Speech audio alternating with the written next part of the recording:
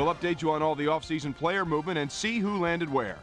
Then later, we'll check in with our draft expert, Mel Kiper, as he gives us the scoop on the upcoming NFL Combine, and of course, he'll give us his take on the movers and shakers for the NFL Draft coming up in April.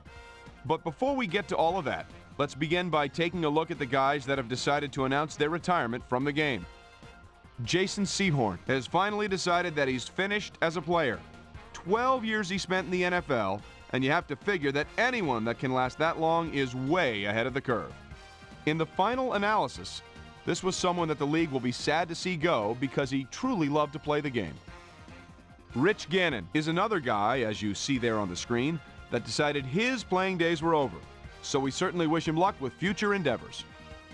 Roman Pfeiffer had to fight back the tears at his goodbye press conference, but he leaves the game he loves by going out with style and dignity.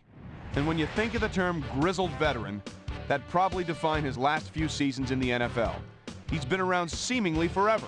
It'll be hard to imagine an NFL season without him. John Perella also called it quits this offseason, and he too is a guy that'll be missed around NFL circles. Meanwhile, with NFL free agency becoming more and more competitive by the year, a number of teams had to scramble to find cap room to re-sign their own free agents, as we see here. Matt Burke drew interest from several teams around the league, but in the end, he wound up re-signing with his old mates. 6 years, $40.2 million.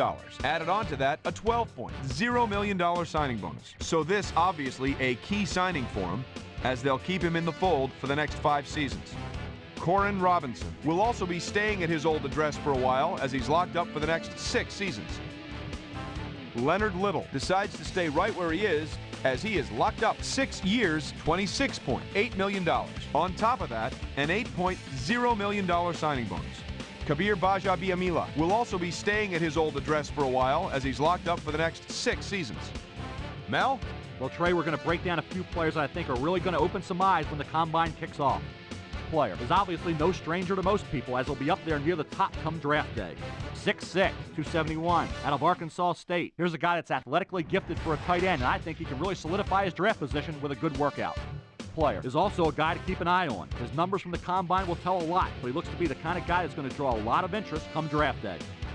And then after the top picks are gone, people always ask me about the guys I think are the sleepers in the draft. And I really believe that there are going to be some quality prospects out there that for one reason or another are going to fall to the later rounds.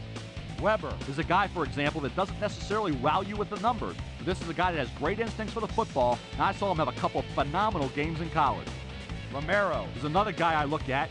Maybe didn't have the greatest senior season ever, but if you're going to roll the dice on a guy, he could turn out to be a good bargain. So there's just a handful of guys that bear watching over the coming weeks. I'll be back with more as draft day approaches. Till then, I'm Mel Kiper Jr.